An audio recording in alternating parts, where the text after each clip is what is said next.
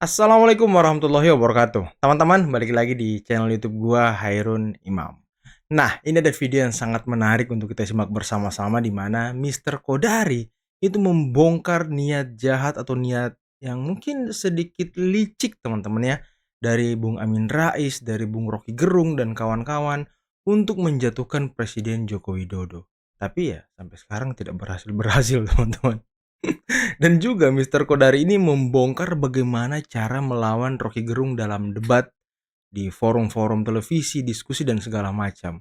Karena ya mengingat kemarin Bung Sylvester sempat terpancing emosinya teman-teman ya. Oke, sebelum kita masuk ke videonya, jangan lupa like, subscribe, dan share. Dan tanpa perlu berlama-lama lagi, mari kita simak videonya berikut ini. Partai Gerindra selalu sejalan dengan Pak Jokowi gitu. Makanya Pak Dasko hubungannya dengan Pak Jokowi juga bagus karena tangan Gerindra atau tangan Pak Prabowo di DPR itu kan adalah Pak Dasko. Ya. Kemudian kita lihat juga bahwa Pak Prabowo itu ini dikatakan beliau berulang kali. Kenapa kami bisa sama? Kenapa kami bisa sejalan? Karena kami sama-sama hatinya merah putih. Dan apa yang dikerjakan oleh Pak Jokowi itu betul-betul untuk rakyat. Beliau kerja keras untuk rakyat. Rapat satu hari 7 kali. dan menurut saya Pak Prabowo itu dengan Pak Jokowi mereka saling menemukan satu dengan yang lain gitu. Tadinya rival tapi begitu gabung, loh kok sama ya? Sebetulnya kita pikirkan gitu. Pak Prabowo itu kan dari lama sudah pidato ya mengenai dan menulis buku tentang bagaimana kekayaan Indonesia untuk sebesar-besar kemakmuran masyarakat ya, kemakmuran negara gitu. Itu yang mengimplementasikan Pak Jokowi dalam bentuk apa? Hilirisasi. Oh iya juga ya. Ya, nikel misalnya yang tadinya dijual mentah itu nilainya X, tapi begitu diolah kan jadi 20 kali lipat. Sebenarnya sama kayak cita-cita Soekarno juga ya, kita harus mengelola hasil bumi kita sendiri ya. Apa namanya harganya atau pemasukannya. Saya melihat juga Pak Jokowi melihat Pak Prabowo betul-betul komit, lalu kemudian sangat bagus dalam membawakan diri, membawakan posisi dan seterusnya. Dan Pak Prabowo sendiri juga saya hakul yakin pasti merasa bahwa kemenangan ini tidak lepas dari pengaruh atau auranya Pak Jokowi. Ya, betul. Hemat saya tesis-tesis yang mengatakan bahwa Pak Prabowo dan Pak Jokowi ini retak atau bermusuhan itu adalah upaya-upaya orang yang nggak senang dengan bergabungnya, bersatunya Pak Prabowo dengan Pak Jokowi. Dan saya melihat Pak Prabowo itu di depan sekali dan sangat eksplisit, sangat sungguh-sungguh menunjukkan pembelaannya kepada Pak Jokowi. Antara dunia maya dengan dunia nyata ini kadang dekat tapi kadang jauh banget gitu. Jadi cerita mengenai kerusuhan Pak Jokowi akan terjungkal segala macam dan seterusnya itu kan cerita yang berulang terutama dari teman-teman yang kritis kepada Pak Jokowi. Saya dulu pernah mungkin beberapa tahun yang lalu ada teman saya Sahaganda Nainggolan itu ya senior saya ini Pak Jokowi paling lama 6 bulan. Ya saya ketawa gitu loh. Kenapa saya ketawa? Karena beliau ini paham nggak sih dengan sosiologi revolusi atau sosiologi demonstrasi massa atau kejatuhan rezim tuh? Hemat saya enggak. Ada dua elemen ya untuk adanya suatu dinamika seperti itu. Pertama itu kan ada ketidakpuasan yang sangat luas dan hampir pasti kalau kita bicara Indonesia dan revolusi dimanapun itu kata kuncinya sebetulnya ekonomi gitu. Saya punya keyakinan ya Pak Harto itu pun juga lepas dari berbagai macam isu yang ada pada diri Pak Harto, kalau nggak terjadi krisis moneter pada tahun 98, hemat saya tidak akan terjadi pergantian rezim atau gerakan massa yang sangat besar seperti terjadi pada 98. Tentu kita bisa berdebat soal ini ya. Mungkin nanti rakyat merdeka juga bisa undang yang lain yang punya teori yang berbeda dengan saya gitu ya. Tapi saya punya keyakinan bahwa ketidakpuasan atau istilahnya deprivasi relatif ya itu adalah sesuatu yang diciptakan oleh kondisi ekonomi. Nah pada hari ini atau beberapa tahun terakhir ini kondisi ekonomi kita tuh sangat-sangat stabil ya. Kita bicara pertumbuhan ekonomi konsisten 5%, bahkan salah satu yang tertinggi di dunia, inflasinya juga rendah, kemudian kebutuhan barang pokok juga tersedia. Yang kedua, kalau kita bicara secara politik, kekuatan politik yang ada sekarang ini atau selama ini itu sangat kuat berada di belakang Pak Jokowi gitu ya. Partai politik yang bergabung di pemerintahan sebelum dinamika Pilpres misalnya itu mencapai sekitar 80%. Yang di luar kan cuma Demokrat dan PKS gitu. Ya.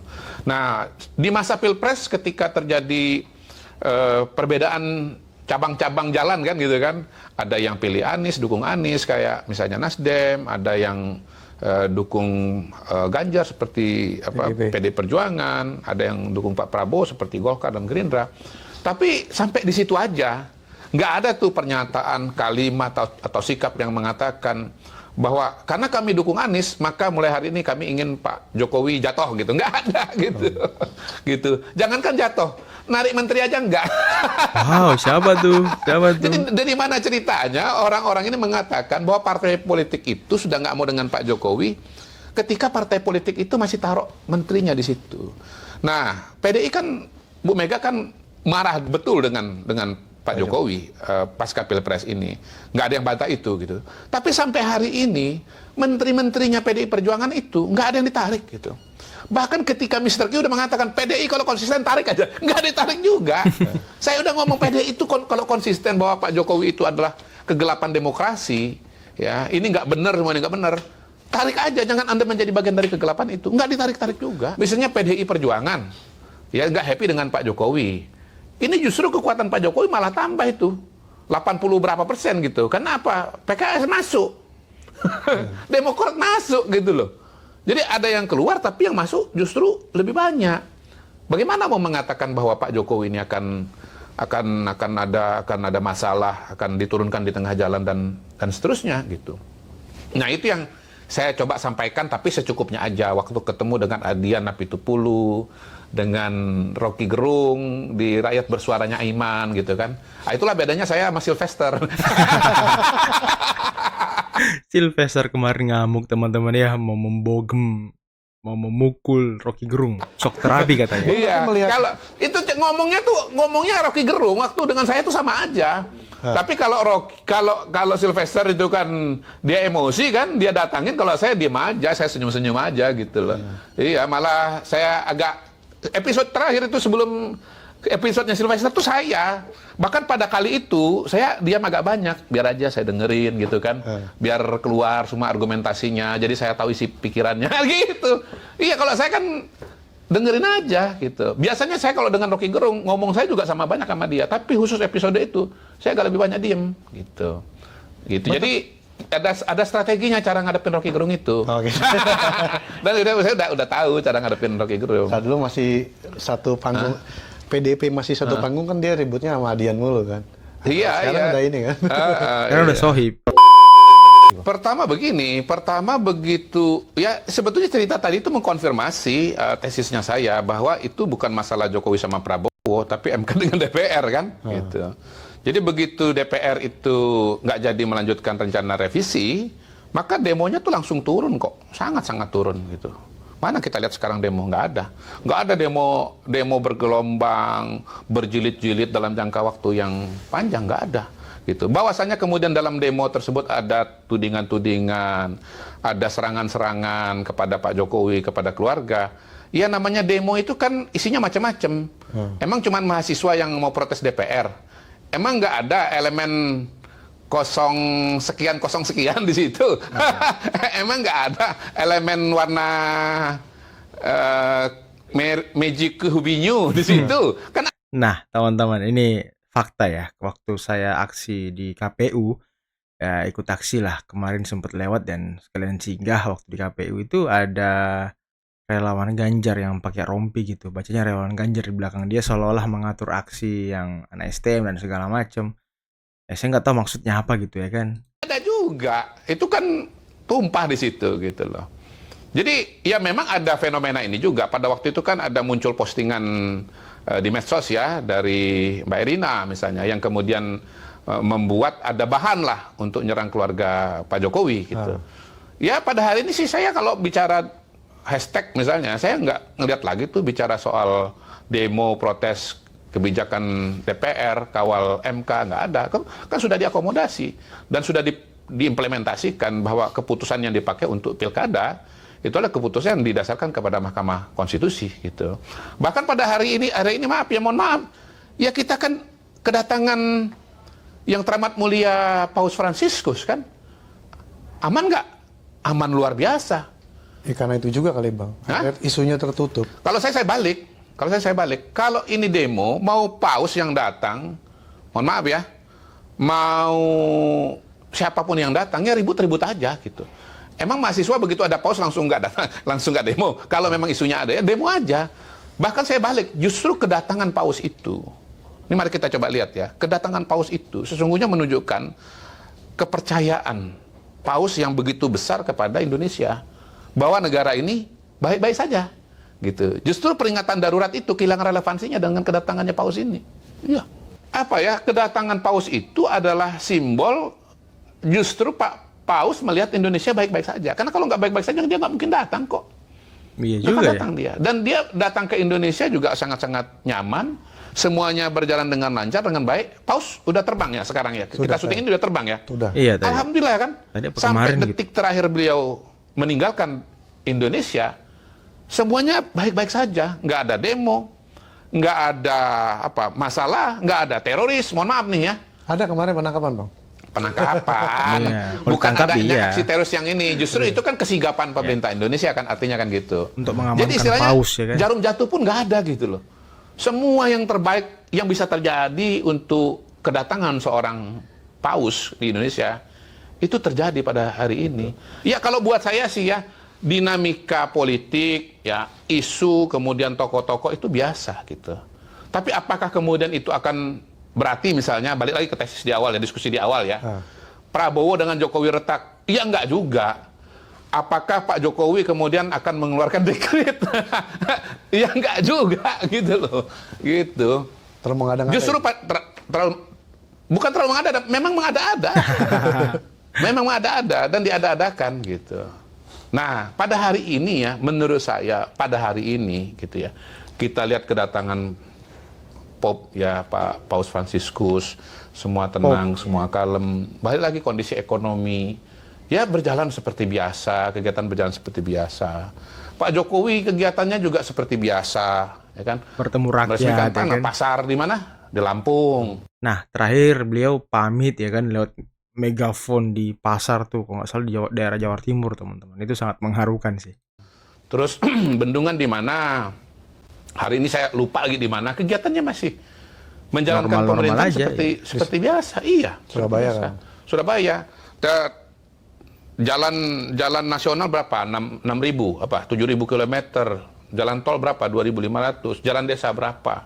Embung desa berapa dan seterusnya. Bandara berapa? Ya itulah yang dikerjakan oleh Pak Jokowi gitu. Menurut saya tema besarnya itu, cerita besarnya itu sampai hari ini nggak berubah. Belum lagi kemarin kita misalnya pelaksanaan peringatan 17 Agustus berjalan juga dengan baik di 2 tempat, di Jakarta sama di IKN. Semua memuji bagaimana istilahnya megah ya, perkembangan kota IKN sangat pesat gitu. Happy. Paling nggak dari tim sepak bola ya, kita rasanya pede gitu loh. Oh, pede banget. Arab Saudi, ayo. Iya, Australia, iya. ayo. Australia kalah lawan Bahrain kok. Bahrain itu kalah sama Indonesia, Mas. Argentina kalah sama Arab. Iya. Argentina kalah sama Arab ya. Indonesia mengalahkan itu berapa 20 kemarin. Hebat kita Mas, kita sekarang. Optimis Itu ya, netizen Piala udah bilang, Dunia. wah itu siapa namanya si Roberto Mancini temper tantrum katanya. Lawan Indonesia. Ternyata gini rasanya kalau negara kuat sepak bola. Gitu. Jadi mood publik sekarang ini lagi happy. Iya, lawan Arab Saudi ditahan, ya kan? Apalagi nanti kalau sama Australia kita bisa menang. Waduh, kalau sama Australia sih kayaknya sih bisa menang, teman-teman ya. Harus optimis ya kan. Harus optimis lawan Arab Saudi menang. Tapi ya benar kata Mr. Kodari tadi. Hal-hal yang mungkin yang paling urgent yang bisa membuat chaos ataupun adanya gerakan untuk menjatuhkan presiden itu ya hanyalah kondisi ekonomi yang buruk atau banyak yang kelaparan dan segala macam.